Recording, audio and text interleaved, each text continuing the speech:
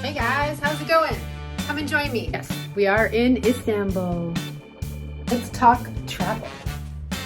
Do that. He hates this part. But please like, please subscribe. Today we're gonna have a chat.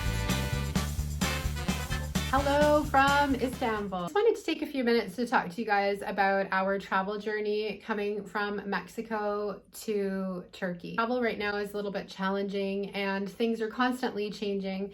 So I just wanted to provide a couple of my tips on making travel during this time a little bit easier. If you can learn from my mistake and learn from my research, then to me, I count that to be a really great day. We were in Mexico for 6 months in total. We probably have about 15 more at least from Mexico to come before we get caught up to where we currently are right now. We landed in Istanbul this week in Turkey. Jan and I left San Cristobal in Mexico up more central and in the mountains. Originally, when we were finished in Mexico, we were going to do a quick trip to England. So our original plan was to do that. We had pre-booked the tickets. So come to the end of July, the UK decided to put Mexico on the red list. Leon, being from the UK, would have been able to fly from Mexico to England, would have had to quarantine himself in a hotel at the time. It would have been about 3,000 GBP, which is just ridiculous if you ask me. Because I am not actually a resident or a citizen of the country, if you're coming from a red zone, you were not even permitted to come into the country at all. The reason that we ended up coming to Istanbul, this country is beautiful. This city is one of the oldest cities in the world. We'll talk about that in our other videos from Istanbul. So what happened was we had already booked our flights. We had a layover in Turkey. You know, we should probably cancel that flight and figure out a new plan with the airline credit, right? Go somewhere different. But we knew that we also had to go to a country that was either on the green or the amber list, stay there for 2 weeks or a month, and then fly to England to avoid the quarantine stuff and what happened. Leon and I were fortunate. Thank you so much to the Mexican government for fighting us both as tourists. We were able both to get the AstraZeneca vaccination, the Oxford AstraZeneca vaccination, both doses, free of charge. So we really appreciated that, and we're really thankful that we had that opportunity to do that. We wanted to change our flights, so I called Turkish Airlines. They do have a lot of flexibility. When we went to go reschedule and book, they said that it was fine, but we had to fly out of the original destination that we had booked. That was Cancun. So if you are a digital nomad or you're planning ahead, you cannot get to the country. Like, let's say one of the countries go into some kind of a lockdown and you've pre-planned, like, especially if you do the multi-destination type of flights, which are much cheaper, guys, by the way. That's another great travel tip. If you're planning to go to a couple different countries, if you have the money and the means and you know a little bit of your itinerary, like let's say you're going to go from Turkey to Georgia to Egypt. If you do a multi-destination ticket, so it's basically you're buying them all together, but they're still separate. If you do it that way, it's absolutely the best and cheapest prices, much cheaper than a one-way or a round ticket. So round ticket. Sounds like a song. Round ticket. We left on Friday. We had a 23-hour bus ride. That is another tip that I recommend. To each their own. Of course, you are trying to long-term or slow travel. Like in Mexico, we traveled all over the place. They had air conditioning. They were super comfortable. The bus system, if you're taking especially the ADO buses, I mean, mind you, they say they have Wi-Fi, but they don't. So just bear that in mind. Come prepared with books and downloaded movies and whatever, or get a SIM card. We were very satisfied with the busing system in Mexico. We felt really safe. We always felt safe in Mexico, so I don't even know why I'm saying that. I felt as safe in Mexico as I do in any other country that I've been to, and this is country number 22 for me, so yeah. My recommendation also would be if you're slow traveling and you're visiting a lot of different destinations in a country, traveling by bus is a wonderful opportunity and option. Number one, you get to see so much of the country. You can see the different terrains through little villages. I find the buses are quite comfortable, literally no different than being on a plane. The one thing that I really like about traveling in the evening is it frees up the daytime. Often you'll get your sunsets and your sunrises, which is really nice to see. You don't have to pay for sleeping that night. Like, you don't have to pay for accommodations, which is great, because if you've got to go from point A to point B anyways, why not do it in the evening and save yourself the cost of a hotel or an Airbnb or whatever. And the cost is cheaper. It's cheaper than flying. It's cheaper than renting a car. You don't have to worry about getting lost. They know where they're going. Like, you know, you meet really amazing people. I mean, you know, okay, sometimes you meet people who are snoring or need to brush their teeth or whatever, but hey.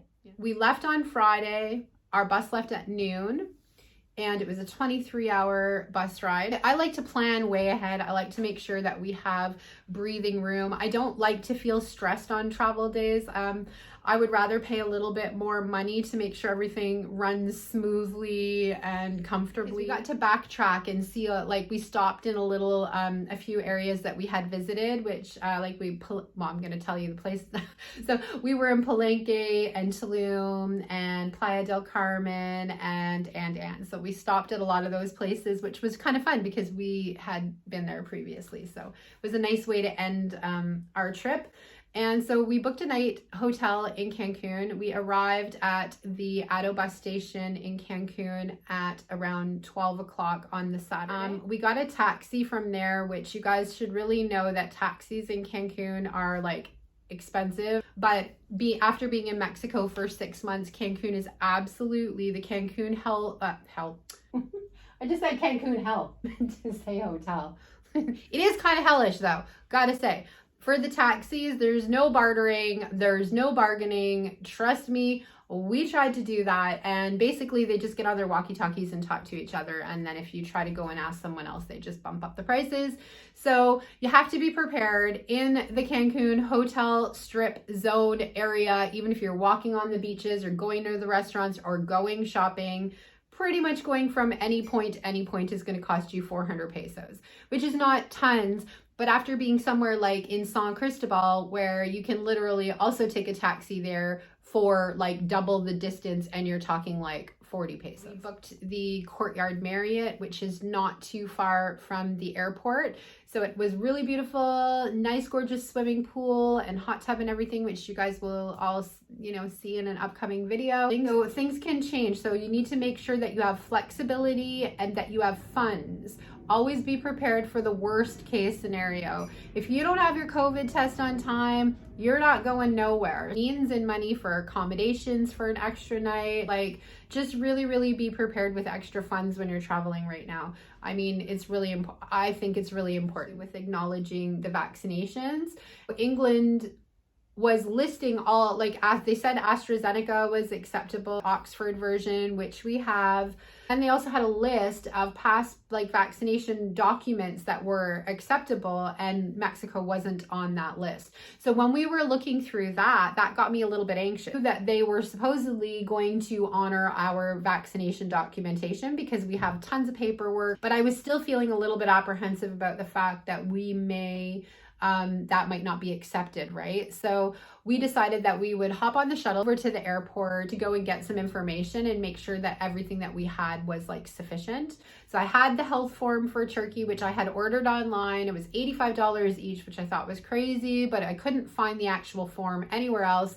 So I just did that, made sure I had it done. We got the barcode and everything was good. You know, Cancun airport's kind of a small airport. Well, it is a small airport. There was no one at the Turkish Airlines desk because there was no flights going out until the next day. So we weren't able to like actually directly go and ask, will you take our vaccination papers? Do we have everything that we need?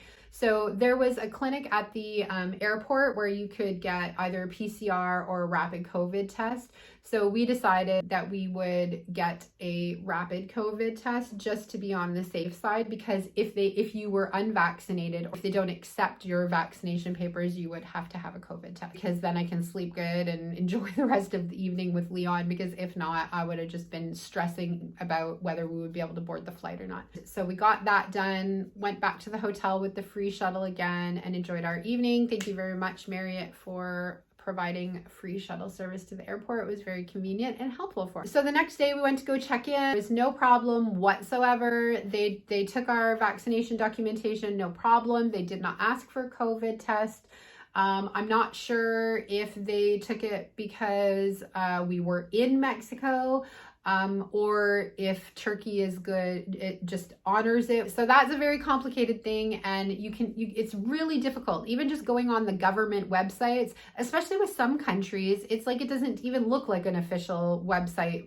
Being from Canada, for me, I'm like, okay, is this actually like their legit website or is it not? Be very aware of the date stamp on the articles that you're reading, because if your article is from March and we are now in September, chances are that is all changed and nothing is the same. So really try to find as current information as possible. I highly recommend YouTube to find out this kind of information, because a lot of it is really current and relevant. Like me talking to you right now, you know that this is the rule for, at least for my country, Canada, for England, for Turkey and Mexico, as it pertains to these dynamics. The other thing is, being Canadian, going to Turkey, I needed a visa.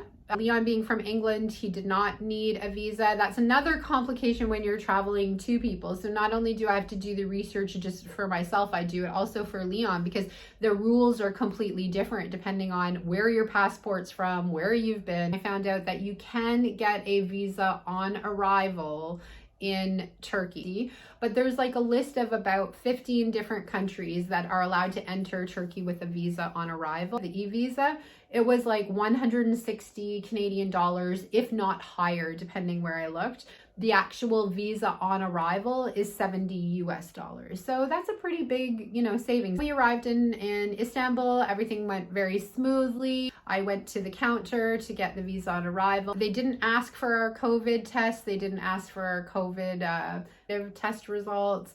I'm assuming it's because, usually that's at your destination that you start from where they ask for it, which they did ask for it there. Just wanted to share that with you guys. Those are a couple little tips and tricks. I know they're very relevant and just to the current time right now.